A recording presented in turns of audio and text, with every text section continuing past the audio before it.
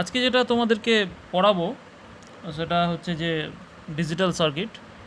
Digital circuit সম্পর্কে তোমাদের ধারণা কারো কারো থেকে থাকতে পারে, অনেকে হয়তো কম্পিউটার শিখেছো ছোটোবেলায়, তাদের একটু এই সম্পর্কে ধারণা থেকে থাকতে পারে। কারণ এখানে একটা সম্পূর্ণ অন্য ফরম্যাটে আমরা নাম্বারগুলোকে লেখার চেষ্টা করব। তোমরা এতদিন অবধি যেটা শিখে এসছো যে যে পদ্ধতি তোমরা যখন ম্যাথামেটিক্সে লিখে থাকো কোনো একটা সংখ্যাকে, সেটা হচ্ছে যে তোমার যে ডেসিমেল যে পদ্ধতি, সেই পদ্ধতিতে লিখে থাকো, অর্থাৎ 10-এর গুণিতক আকারে তোমরা ওগুলোকে লিখে থাকো। একক, দশক, শতক করে লিখে থাকো। একক অর্থাৎ 1, দশক মানে 10, শতক মানে 100, হাজার মানে হাজার, এইভাবে তোমরা লিখে থাকো।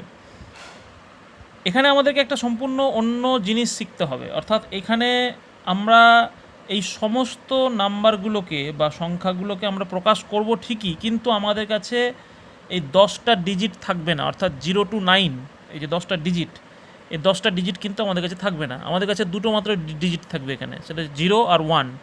এই দুটো ডিজিট দিয়েই আমি সব নাম্বারগুলোকে লিখতে হবে আমাকে এখানে। এই নাম্বার এই পদ্ধতিটাকে বলা হয় বাইনারি সিস্টেম। ঠিক আছে, বাইনারি মানে 2, বাই মানে 2, আর ডেসিমেল দ্যাট ইজ 10টা ডিজিট থাকবে সেখানে। বাইনারি নাম্বারের কাজ হচ্ছে মূলত কম্পিউটারের ক্ষেত্রে এগুলো ইউজ হয়। তো সেখানে সিগন্যালকে বোঝানোর জন্যে এই বাইনারি নাম্বার দিয়ে সেই সিগন্যালকে বোঝানো হয়। কেন এটা করা হয় তার জন্য আমি একটু আলোচনা করে নিই প্রথম দিকে। যে আমরা যে সিস্টেমে পুরনো যুগে আমরা প্রচলিত ছিলাম, সেই সিস্টেমটাকে বলা হতো অ্যানালগ সিস্টেম, অর্থাৎ সেখানে আমরা একটা কন্টিনিউয়াস ভাবে তার চেঞ্জটাকে লক্ষ্য করতে পারতাম।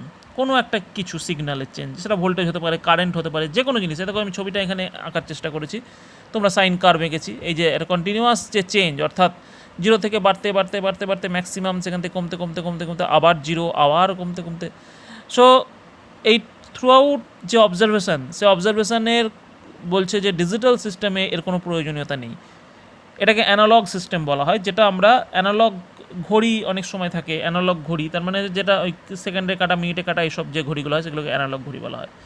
ডিজিটাল ঘড়ি হচ্ছে যেগুলো তোমরা দেখে থাকো ব্যাটারির সাহায্যে জ্বলে, এলইডি লাইট দিয়ে জ্বলে থাকে, শুধুমাত্র সংখ্যাটাকে দেখায়, কাটা থাকে না কোনো, সেগুলো হচ্ছে ডিজিটাল ঘড়ি। এবং ডিজিটাল যে সিস্টেম, সেই সিস্টেমে বলছে যে আমার এই মানে একটা থ্রু আউট অবজারভেশনে কোনো প্রয়োজন নাই।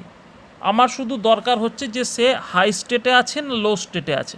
ঠিক আছে, অর্থাৎ আমি সেক্ষেত্রে একটা ভ্যালুকে বা একটা ভ্যালু থেকে আরেকটা ভ্যালু পর্যন্ত তার যে তোমার ভ্যালুগুলো আমি পাবো, একটা সংখ্যা থেকে আরেকটা সংখ্যা পর্যন্ত তার যে ভ্যালুগুলো পাবো, সেই সব ভ্যালুগুলোকে আমি লো হিসাবে ধরবো। তার উপরে যা যা ভ্যালু পাবো সবকে আমি হাই হিসাবে ধরবো। ঠিক আছে, যেমন যদি আমি তোমাদেরকে যদি বলি যে 0 to 10 যদি ধরি, অর্থাৎ আমি প্রথম দিকে 1 থেকে শুরু করি যদি, বা 0 থেকে যদি শুরু করি, কিছু দূর অবধি 2 ভোল্ট বা 3 ভোল্ট অবধি আমি হাই হিসাবে ধরবো। আর তারপরে যখন কিছু থাকবে সেগুলোকে আমি লো হিসাবে ধরবো, তারপরে এগুলোকে আমি হাই হিসাবে ধরবো। অর্থাৎ আমার কিন্তু এক্স্যাক্ট ভ্যালুটা আমার জানার দরকার নেই সেখানে, এটাই হচ্ছে কথা। আমার এক্স্যাক্ট ভ্যালু জানার দরকার নেই, আমার শুধু জানা দরকার যে ভোল্টেজটা হাই স্টেটে আছে না লো স্টেটে আছে, বা সিগন্যালিংটা হাই স্টেটে আছে না লো স্টেটে আছে। ঠিক যেমন এই অ্যানালগের করসপন্ডিং আমি ডিজিটাল সার্কিট এঁকেছি, দেখো সেখানে আমি স্কোয়ার ওয়েভ এঁকেছি, অর্থাৎ হাই স্টেটে আছে, ঝট করে চলে এলো সে লো স্টেটে। এই যে কমতে বাড়তে আস্তে আস্তে বাড়লো বা কমলো, এসব আমার দরকার নেই। প্রথমেই 0 থেকে ঝপ করে হাই, হাই থেকে আবার 0, আবার হাই, আবার 0। অর্থাৎ তাই এখানে আমার দুটো মাত্র স্টেট, একটা হচ্ছে হাই স্টেট, একটা লো স্টেট। ঠিক আছে, তো হাইকে আমি এখানে 1 হিসাবে ধরবো, লোকে আমি 0 হিসাবে ধরবো। সবসময় যে তা ধরতে হবে তার কোনো মানে নেই, তবে সাধারণত এটাই ধরা হয়, যার ফলে আমার এই দুটো নাম্বার দিয়ে আমাকে সমস্ত কাজগুলো করতে হবে। ঠিক আছে, 1 থাকা মানেই ও হাই স্টেটে আছে, লো থাকা মানেই ও লো স্টেটে আছে সিগন্যালটা। এবং এই যে নাম্বারগুলো, এই নাম্বারগুলো যখন আমি পুট করব, তখনই কিন্তু কম্পিউটারে যখন পুট করব বা কোনো প্রোগ্রামিং যখন আমি করব, সেই প্রোগ্রামিং কিন্তু আমাকে ওই 1 আর 0 দিয়েই সব ব্যাপারটা কিন্তু বুঝে নেবে ওরা, যে ও কখন উঠবে আর কখন নামবে। ঠিক আছে, ওটা দেখেই সে বুঝতে পারবে এবং সেইভাবেই কিন্তু আমি সেই প্রোগ্রামিংগুলো করব। এখন এখানে দু ধরনের লজিক বলা হয় এই জিনিসটাকে, ঠিক আছে? এই যে হাই আর লো যে জিনিসটাকে ধরছে এটাকে লজিক বলা হয়। এখন লজিক দু রকমের হয়, একটা হচ্ছে পজিটিভ লজিক, যেখানে আমি 1কে হাই ধরেছি, 0কে লো ধরেছি, সেটাকে আমি পজিটিভ লজিক বলবো। নেগেটিভ লজিকটা হচ্ছে যে 0কে আমি হাই ধরবো, 1কে লো ধরবো। এটা ইউজ কম আছে, আমরা এটা ধরেই সাধারণত কাজ করি। এবার আমার এই 0 আর 1 দিয়ে আমাকে সমস্ত নাম্বারগুলোকে লিখতে হবে, ঠিক আছে?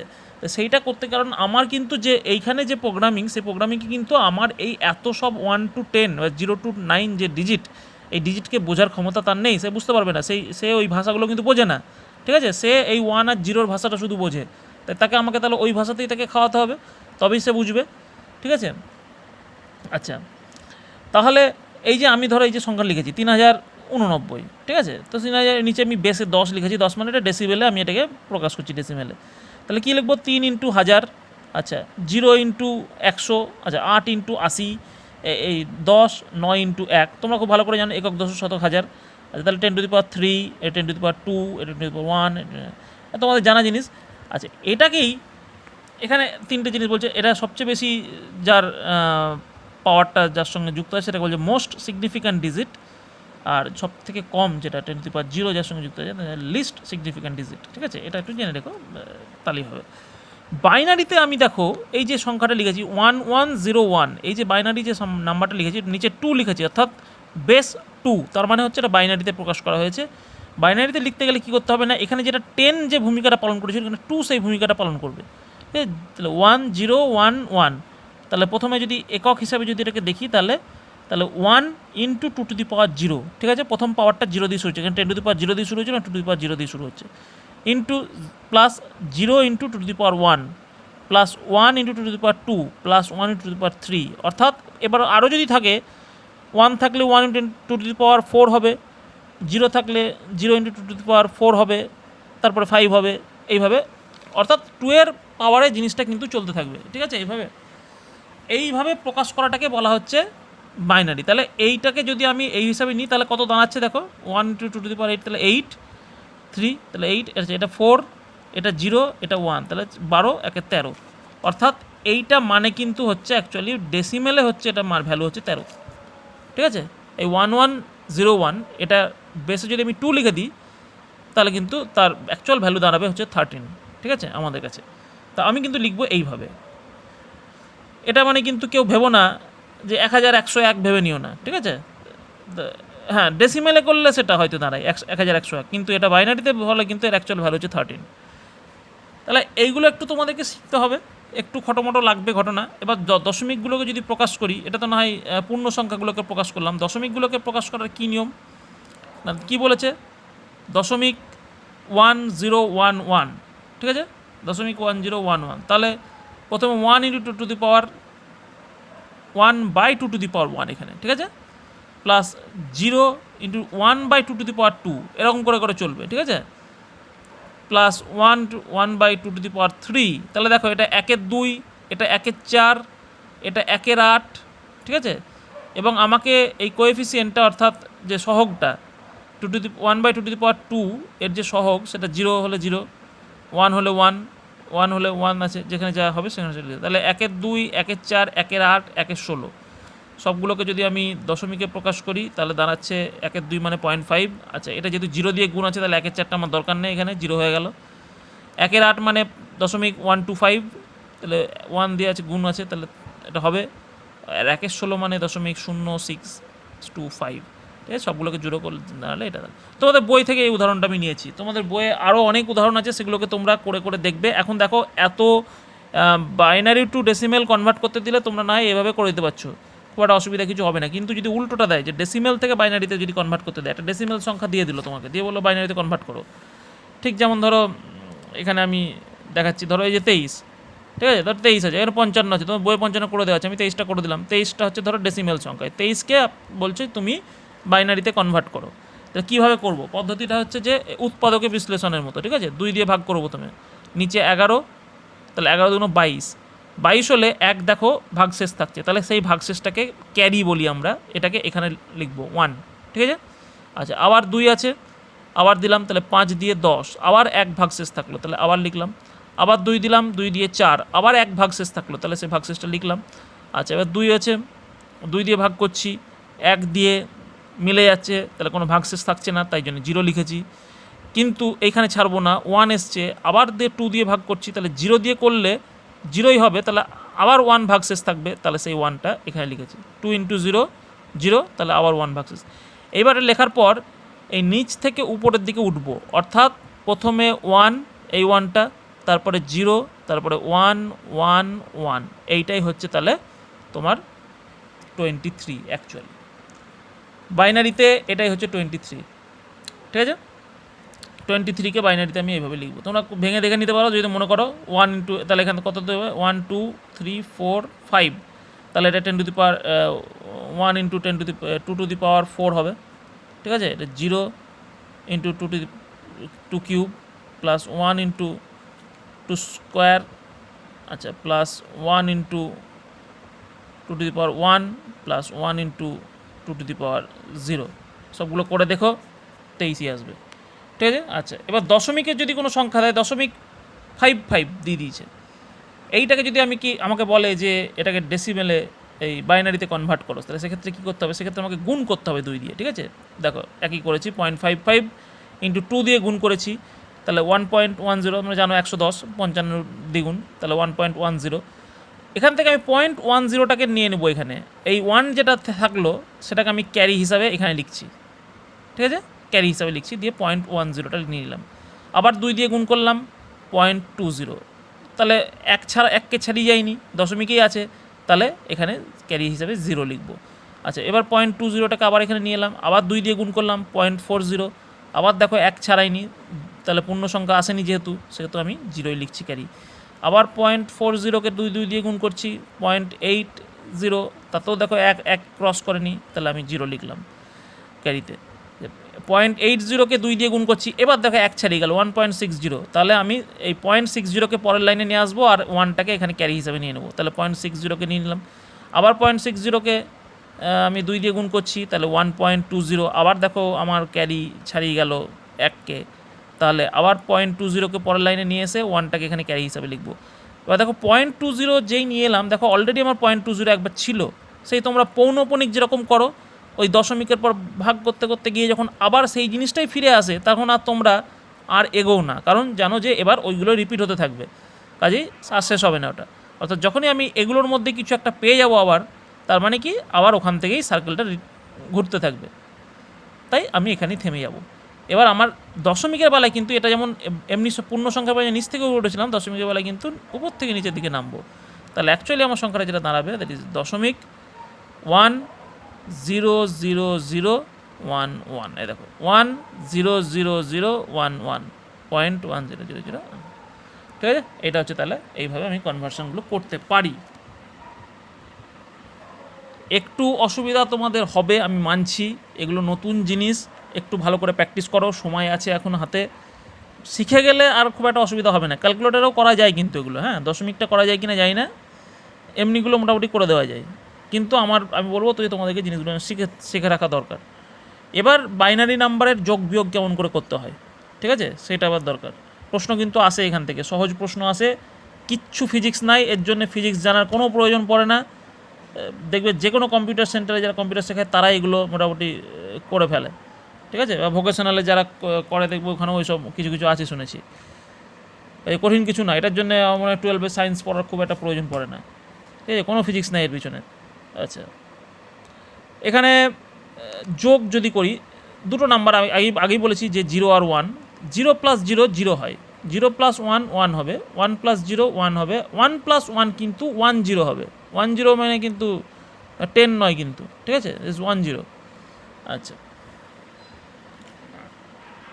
এবার এই দুটো সংখ্যাকে আমাকে দিয়েছে 1 0 0 0 0, 5টা 0, 1 প্লাস 1 1 1 1 1, 5টা 1 যোগ করছি, তোমাদের বইয়ে আছে এটা করে দেয়, অন্য যোগগুলো তোমরা নিজেরা প্র্যাকটিস করবে, বুঝতে পারবে। দেখো 1 + 1, তাহলে আমি বলছি 10 হয়, ঠিক আছে, 10 বলবো না, 10 হয়, তাহলে এই 10-র 0 নামিয়ে দিলাম, 1 আমার হাতে থাকলো, সেই 1কে এইটার সঙ্গে যোগ করলাম, তাহলে আবার কত হলো, আবার 10 হয়ে গেল, সেই 0-র সঙ্গে এই 0কে যোগ করলে আবার 0 দাঁড়াচ্ছে, ঠিক আছে, তাহলে আবার হাতে 1 থাকলো, সেই 1কে এটার সঙ্গে যোগ করলাম, আবার 1 0 হয়ে গেল, সেই জিরোর সঙ্গে এই জিরোকে যোগ করলে 0 হয়ে গেল, আবার হাতে 1 থাকলো, সেই 1কে এই 1 সঙ্গে যোগ করলাম, আর 1 0 হয়ে গেল, আবার যোগ করে আবার 0 হলো, আবার 1 হাতে থাকলো, সেটাকে ওইখানে যোগ করলে 1 0 হয়ে গেল, জিরোর সঙ্গে করে হাতে 0 নামলো। এবার এই যে হাতে 1টা আছে সেটা কী হবে, এই জিরোর সঙ্গে যোগ হবে, দিয়ে 1 হয়ে যাবে, আর এই 1টা এমনি নেমে যাবে, অর্থাৎ এটা হলো তার যোগ।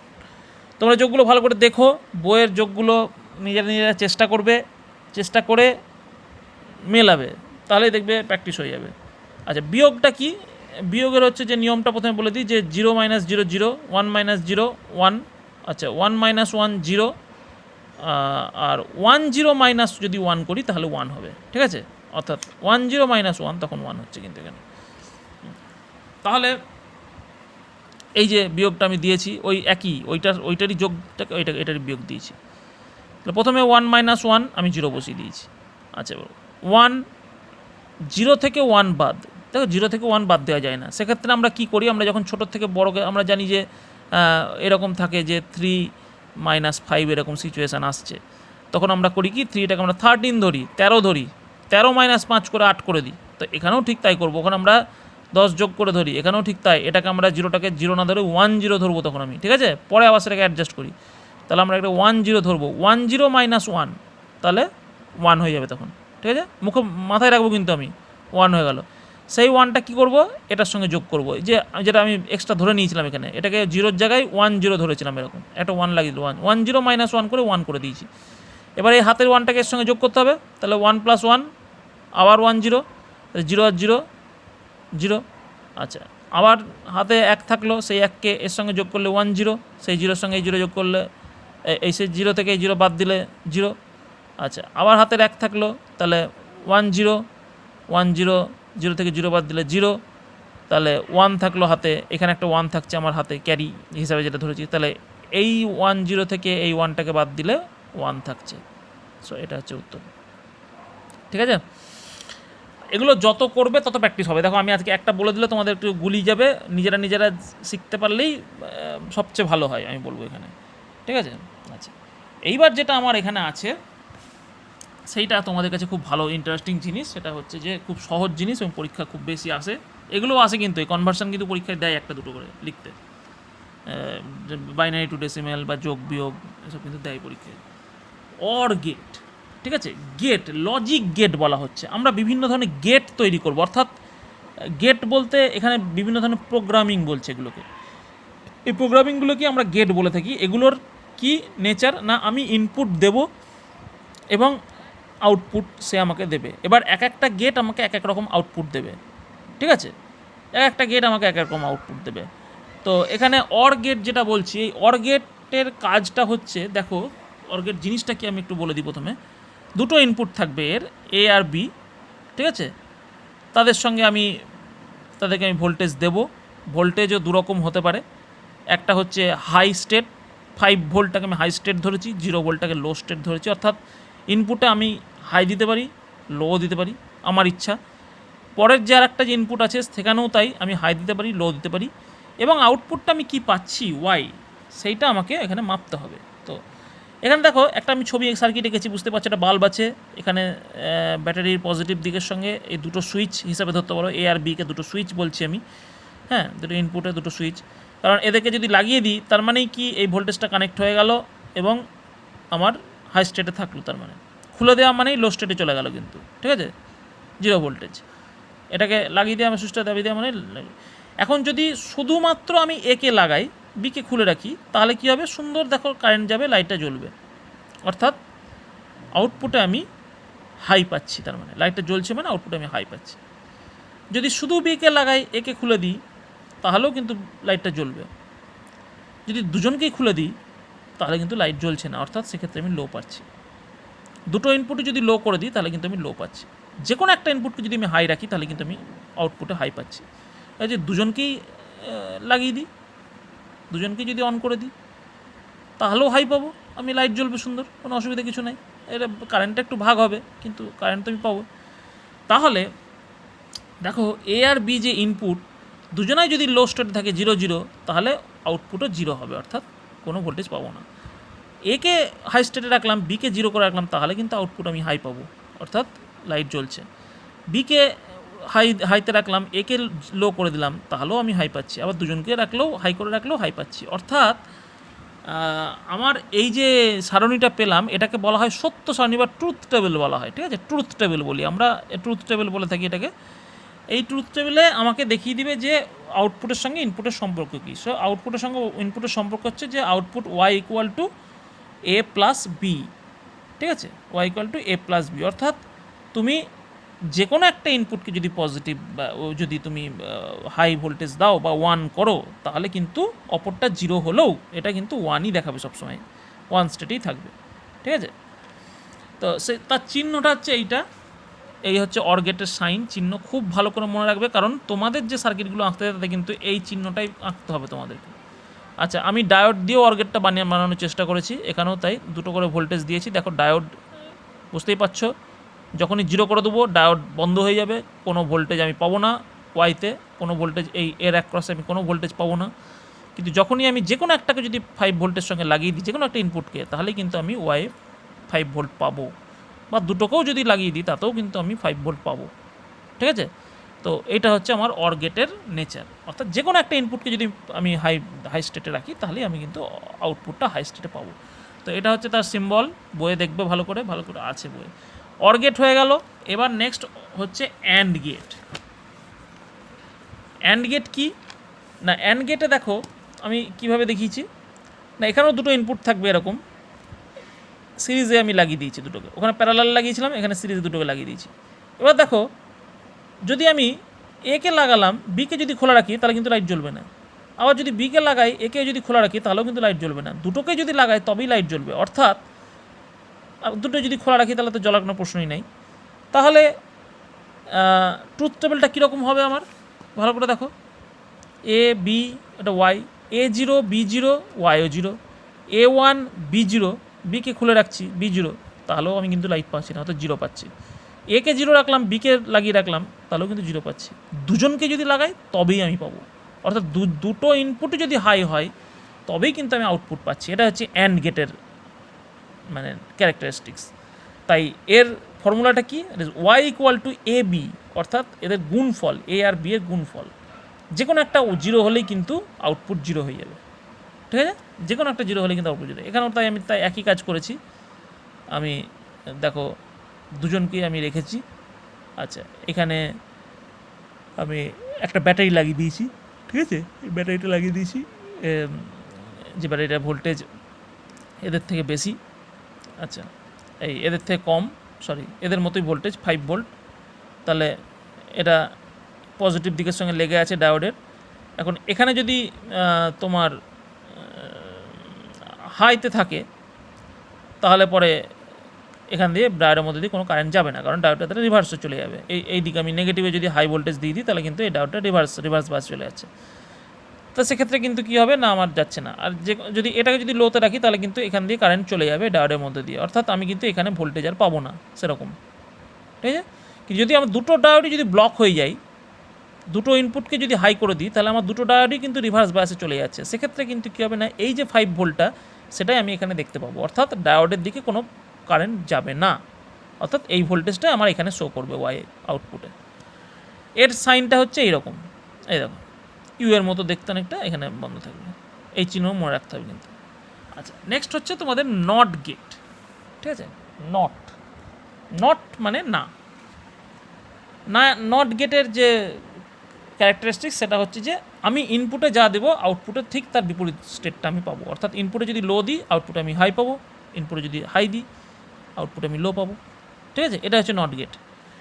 এটাকে তৈরি করা হয় এই যে এইভাবে, বুঝতেই পারছো, এই সুইচটাকে, এটাকে যখনই তুমি দিয়ে দেবে, এটাকে যখনই অন করে দেবে, দেখো এইটা শর্ট সার্কিট হয়ে গেল কিন্তু এই দিকটা, ঠিক আছে? কাজেই কারেন্ট কিন্তু এদিকে এসে ওই পথে আর যাবে না, এই পথ দিয়ে চলে যাবে। কিন্তু যদি এটা খুলে রাখো, তাহলে কিন্তু সুন্দর কারেন্টটা ওই পথে গিয়ে লাইটটাকে জ্বালাবে, কারণ এই পথে রোদটা অনেক কমে যাচ্ছে। যদি এটাকে বন্ধ করে দাও, তাহলে একে আমি হাই দিলেই লো দেখাচ্ছে আউটপুট, একে লো করে দিলাম হাই দেখিয়ে দেবে, ঠিক আছে? আচ্ছা, এছাড়া এটাকে ট্রানজিস্টার দিয়ে দেখানো যায়, এইভাবে ট্রানজিস্টার দিয়ে দেখানো হয়েছে। ট্রানজিস্টারের RC RBকে একটু মানে ভেবেচিন্তে চুজ করতে হয় এক্ষেত্রে, ঠিক আছে? আচ্ছা, আমি ট্রুথ টেবিলটা লিখতে পারি এভাবে, Y is equal to A বার, এ বার মানে হচ্ছে অনেকটা তাই যে তোমার যদি এ যদি 1 হয় তাহলে এ বার হচ্ছে 0 হবে, ঠিক আছে? এখানে বার সাইনটা ইউজ করা হয় এখানে।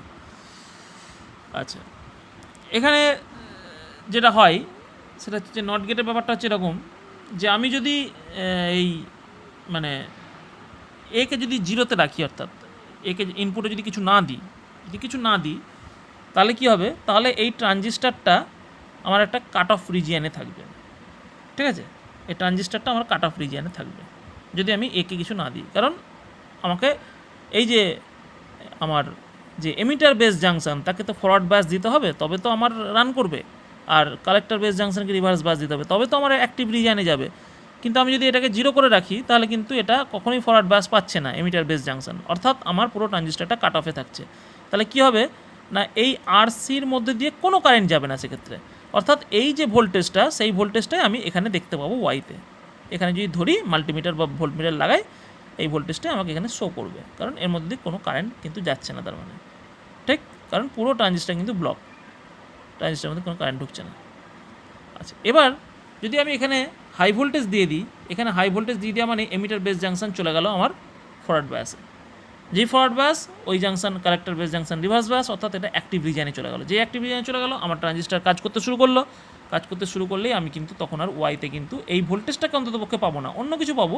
হ্যাঁ, আমার কালেক্টর এমিটার কালেক্টর যে ভিসিই যেটা সেটা আমাকে দেবে হয়তো এখানে, কিন্তু সেটা নিশ্চয়ই অত ভোল্ট কখনোই হবে না। এখানে যে সাপ্লাই ভোল্টেজ দিচ্ছি সেটাই নিশ্চয়ই কখনোই পাবো না, কারণ ট্রানজিস্টার সেখানে রান করছে, সামান্য একটা ভোল্টেজ কিন্তু পাবো, অর্থাৎ আমার লো স্টেটে চলে যাবে জিনিসটা।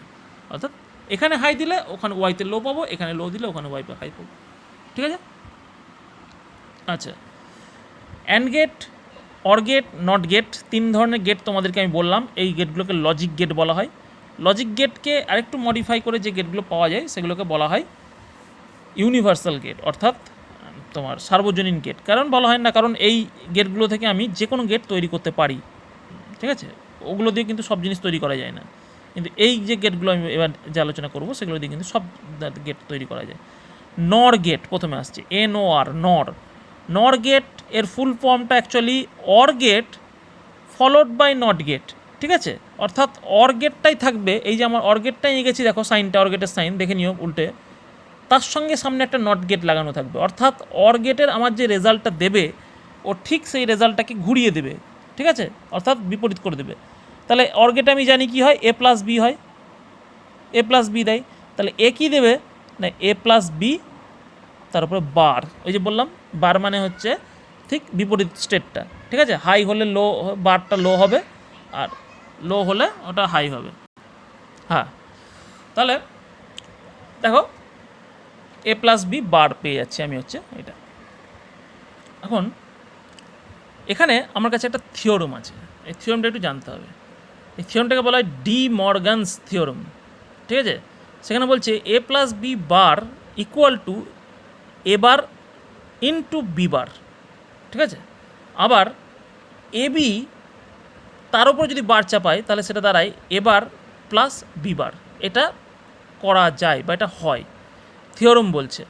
তাহলে নর গেটের ক্ষেত্রে আমি যে A+B বার যেটা পেলাম সেটা অ্যাকচুয়ালি যেটা দাঁড়াবে is A bar dot B bar, অর্থাৎ এ যদি 1 হয় তাহলে এ বার কিন্তু 0, আর বি এর ক্ষেত্রেও ঠিক তাই, বি বার যদি 0 হয়, বি যদি 0 হয় তাহলে বি বার হচ্ছে 1, অর্থাৎ ঠিক অপোজিট স্টেটটা। কিন্তু এ যদি হাই হয় তাহলে বার স্টেটটা অবশ্যই লোকে রিপ্রেজেন্ট করে, সেই অর্থে বারটাকে আমরা ব্যবহার করে থাকি, ঠিক আছে? তাহলে এখানে দেখো Y equal to A bar A+B bar, অর্থাৎ অর গেটের সঙ্গে একটা নট লাগিয়ে দিয়েছি আমি, আর কিচ্ছু না, কিন্তু এটা হচ্ছে নর গেট, ঠিক আছে? তার নর গেটের ট্রুথ টেবিলটা কীরকম হবে? নর গেটের ট্রুথ টেবিলটা হবে, দেখো আমি যদি অর গেটের ট্রুথ টেবিলটাকে যদি একটু ঘুরিয়ে লিখি আউটপুটগুলোকে তাহলেই কিন্তু আমার হয়ে যাবে। তাহলে দেখো অর গেটে কী করেছিলাম না, দুটোই যদি আমি 0 রাখি তাহলে আমি 0 পাচ্ছিলাম স্টেট, বাকি সবগুলোতে 1 পেয়েছিলাম, কিন্তু অর গেটে শুধু দুটোই যদি 0 হয়, দুটো ইনপুটই যদি আমি লো হয়ে যায় তাহলেই আমি লো পাই আউটপুটে, কিন্তু এখানে দুটো ইনপুটকে 0 দিলেও আমি আউটপুটে কিন্তু হাই পাবো, ঠিক আছে?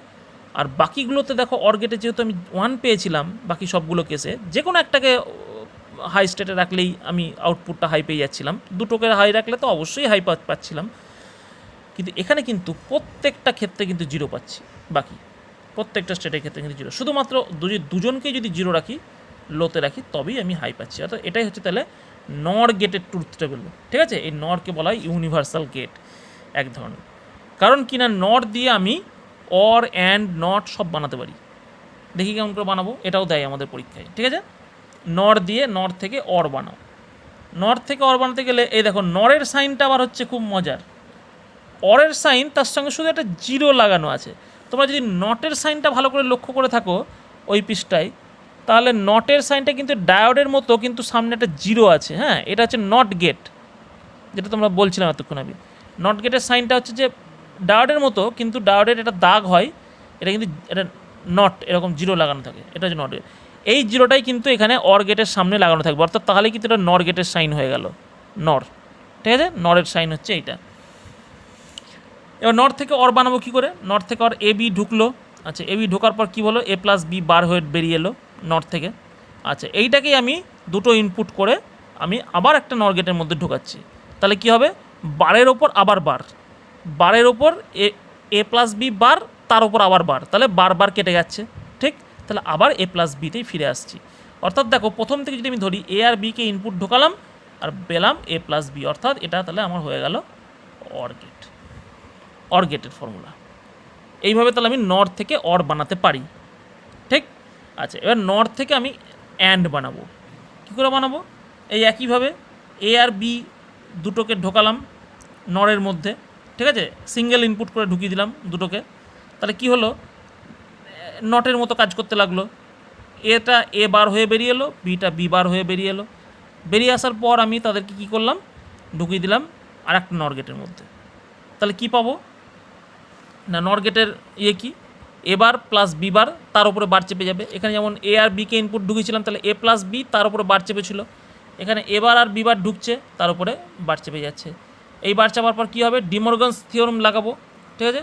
এবার এ প্লাস বি এর bar equal to A bar dot B bar, তাহলে এ বার প্লাস বি বারের বার যদি হয়, তাহলে এ বার তার উপরে বার ডট বি বার তার উপরে বার, তাহলে বারবার কেটে যাচ্ছে, এ বি চলে আসছে, ঠিক। বারের ওপর বার বসলে তাহলে কেটে যাচ্ছে জিনিসটা, ঠিক আছে। অর্থাৎ তার মানেটা দাঁড়াচ্ছে হচ্ছে তোমার ওই 180 ডিগ্রি ঘোরানো, বার মানে ধরে নাও 180 ডিগ্রি ঘুরিয়ে দেওয়া, আরও যদি 180 ডিগ্রি ঘোরায় তাহলে কী হবে, আবার আগের স্টেটে ফিরে চলে আসবো, অর্থাৎ দুবার বার মানে কিন্তু ব্যাপারটা তাই, ঠিক। এভাবে বোঝাতে পারি তোমাদেরকে আমি। আচ্ছা নটটা তো খুব সহজ, এখানে দেখিয়ে দিয়েছি আমি যে একটা সিঙ্গেল ইনপুট করে যদি আমি ঢুকিয়ে দিই ওটাকে, তাহলেই আমি নট হিসাবে পেয়ে যাবো, অর্থাৎ একে আমি এ বার হিসাবে পেয়ে যাবো এখানে, ঠিক আছে। সো নট গেট, এগুলোকে এই জন্য ইউনিভার্সাল গেট বলা হয়। এই প্রশ্নটাও কিন্তু অনেক সময় দেয় যে ইউনিভার্সাল গেট কেন বলা হয়, কারণ এটা সমস্ত গেটকে তৈরি করতে পারি আমি এগুলো দিয়ে। আমার কাছে আরও একটা ইউনিভার্সাল গেট আছে, নর গেট, তারপর হচ্ছে ন্যান্ড গেট, ঠিক আছে। দেখো অ্যান্ড আর অরের সঙ্গে শুধু একটা করে এন লাগিয়ে দিয়েছে, তাহলে নর আর ন্যান্ড হয়ে যাচ্ছে, ন্যান্ড, NAND, ন্যান্ড গেট, ঠিক আছে। এখানেও ঠিক তাই, and operation followed by not operation, ঠিক আছে। অর্থাৎ অ্যান্ডকে আমি ঠিক নট গেটের পিছনে লাগিয়ে দিয়েছি, অর্থাৎ আমার অ্যান্ডের ফলে যে রেজাল্টটা বেরিয়ে আসবে, অ্যান্ডের ফলে আমি জানি যে এ আর বিকে আউটপুট দিলে এ বি বেরিয়ে আসে অ্যান্ড থেকে, এই এ বিটাই নটের ওপর গেলে কী হবে না, এ বি বার হয়ে যাবে, তাহলে আউটপুট এটাই পাবো। So Y equal to A B bar, ঠিক আছে, এ বি বার। আচ্ছা তাহলে এরও ট্রুথ টেবিলটা কী হবে, ট্রুথ টেবিলটা হবে আমি অ্যান্ড গেটের যা ট্রুথ আউটপুটগুলো যেরকম পেয়েছি ঠিক তার অপোজিট আউটপুট পাবো। অর্থাৎ অ্যান্ড গেটে দেখো, আমরা মনে করে দেখো অ্যান্ড গেটে শুধুমাত্র একটা কেসেই আমি আউটপুটটা হাই পাচ্ছিলাম, কখন না, যদি দুটোকেই আমি হাই করি, দুটোকেই যদি আমি দুটো ইনপুটকে যদি হাই করি, তবেই শুধুমাত্র অ্যান্ড গেটে আমি আউটপুটে হাই পেয়েছিলাম, তাহলে বাকিগুলো কিন্তু সব জিরো পেয়েছিলাম। তাহলে এখানে আবার কী হবে, এখানে উল্টোটা হবে, অর্থাৎ সবগুলোর সময় 1 হবে, অর্থাৎ শুধু যখন দুজনেই 1 দিচ্ছি তখন শুধু 0 পাচ্ছি। অর্থাৎ ব্যাপারটা ওই তোমার অনেকটা দেখো অর গেটের মতো হয়ে গেল জিনিসটা, আউটপুটগুলো, ঠিক আছে। ট্রুথ টেবিলটা অনেকটা অর গেটের মতো হয়ে গেল, অর্থাৎ একটু আলাদা না, এই জায়গাটা লাস্টেরটুকু অবশ্যই আলাদা হচ্ছে, লাস্টটুকু আর এটুকু, ঠিক আছে। অর্থাৎ অ্যান্ড গেটের অপোজিট আউটপুটগুলো আমি পাবো এখানে। এখানে আমি ডিমর্গানস থিওরেমটা লাগিয়েছি। ডিমর্গানস থিওরেম হচ্ছে যে এ বি ডট এটাকে এ বার প্লাস বি বার, এটা তোমার কাজে লাগবে কিন্তু, হ্যাঁ, অনেক কিছু প্রমাণ টমান করতে দেয়, সেগুলো করতে কাজে লাগে ডিমর্গানস থিওরেম। তোমাদের বইয়ের পিছনে দেখবে অনেকগুলো এরকম অঙ্ক দেওয়া আছে, সেইগুলোকে বলে যে প্রমাণ করো, অনেকগুলো প্রমাণ তোমাদেরকে করে দিয়েছে, হ্যাঁ, ওই প্রমাণগুলো তোমরা একটু ভালো করে দেখবে, দেখে একটু শিখে রাখবে জিনিসগুলো। আচ্ছা, তাহলে এবার ন্যান্ড থেকে যদি আমাকে ন্যান্ডের সাইনটা একদমই ঠিক তাই একই রকম, অর্থাৎ অ্যান্ডের সাইন তার সঙ্গে জাস্ট একটা ফুটকি, এই ফুটকিটা হচ্ছে নটের জন্য, ঠিক আছে, নট অপারেশনটা বোঝানোর জন্য। আচ্ছা, ন্যান্ড থেকে অর বানাতে গেলে একইভাবে ন্যান্ডকেও আমি নট হিসাবে ইউজ করতে পারি। একটা সিঙ্গেল ইনপুট করে দিলাম, দুটোকে সিঙ্গেল ইনপুট করে দিয়ে একে এ বার বানিয়ে দিলাম, বিকে বি বার বানিয়ে দিলাম, এই এ বার আর বি বারকে আমি এই ন্যান্ডের মধ্যে ঢোকাচ্ছি।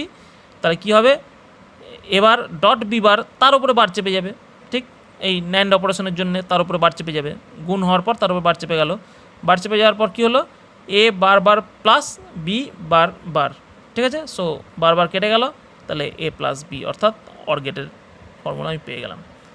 একইভাবে অ্যান্ড গেট যদি বানাতে চাই খুব ইজি, জাস্ট দুবার ঢোকাবো এটাকে, তাহলেই হয়ে যাবে একটা থেকে আরেকটা থেকে আরেকটা, অর্থাৎ এটাকে দুটোকে নিয়ে আমি প্রথমে এ বি বার পেয়ে গেলাম ন্যান্ড গেট, সেই এ বি বারকে আমি সিঙ্গেল ইনপুট করে আবার নট অপারেশনের মধ্যে দিয়ে ঢুকিয়ে দিলাম, তাহলে দেখো বারবার কেটে গিয়ে আমার এ বি চলে এলো, অর্থাৎ ইনপুট ছিল এ আর বি, আউটপুট পেলাম এটা। এখানেও ঠিক তাই, ইনপুট এ আর বি, আউটপুট এ প্লাস বি পেয়েছি। তাহলে এইভাবে আমি এটাকে বানাতে পারি, ঠিক আছে। আচ্ছা, এবার নট গেট বানানো তো খুবই সোজা, জাস্ট সিঙ্গেল ইনপুট করলেই পেয়ে যাচ্ছি আমি একে, এবার পেয়ে যাচ্ছি। এখানে আরেকটা আছে, সেটা হচ্ছে যে এক্সক্লুসিভ অর গেট, ঠিক আছে। এক্সক্লুসিভ অর গেট, এটা ছবিটা গোটাটা আসছে না, আচ্ছা হ্যাঁ, exclusive or gate is X or gate, X or this exclusive or gate. এর সাইনটা হচ্ছে Y equal to A B bar plus A bar B, ঠিক আছে। দুটো ইনপুট এ আর বি আমি লাগিয়েছি। দেখো এখানে কিভাবে তৈরি করছি, না এটা সরাসরি গিয়ে ঢুকছে একটা, বিটা কিন্তু বার হয়ে ঢুকবে, ঠিক আছে।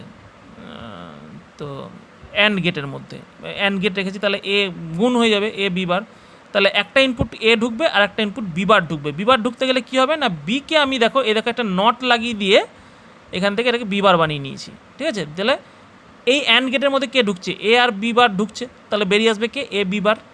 আচ্ছা, আবার এই যে অ্যান্ড গেটটা রেখেছি তাতে দেখো এই এটাকে একটা নট লাগিয়ে এ বার বানিয়ে নিয়েছি, দিয়ে ঢোকাচ্ছি এখানে, আর সব বিটাকে সরাসরি ঢোকাচ্ছি, তাহলে বি এ বার, তাহলে এবার বি, এদের দুজনকে এবার কী করলাম, নিয়ে এসে অর গেটের মধ্যে ঢুকিয়ে দিলাম, তাহলে প্লাস হয়ে গেল, পেয়ে গেলাম। সো এইভাবে আমি তাহলে এক্সক্লুসিভ অর গেট তৈরি করতে পারছি, ঠিক আছে। এক্সক্লুসিভ অর গেটটাও তোমাদের সিলেবাসে আছে, তো তোমরা একটু ভালো করে দেখবে কিন্তু এক্সক্লুসিভ অর গেটটাকে, ঠিক আছে। আচ্ছা, আর তোমাদের কিছু কিছু জিনিস থাকে, সেটা হচ্ছে যে অনেক সময় ট্রুথ টেবিল দিয়ে দেয়, ট্রুথ টেবিল দেওয়ার পর বলে যে ইকুয়েশানটাকে লেখো, ঠিক আছে, অর্থাৎ ওয়াই ইকুয়াল টু আউটপুট আর ইনপুটের মধ্যে সম্পর্ক লেখো, অর্থাৎ এই যে এটা যদি ধরো তোমাকে ট্রুথ টেবিল লিখতে দেয়, তোমার এক্সক্লুসিভ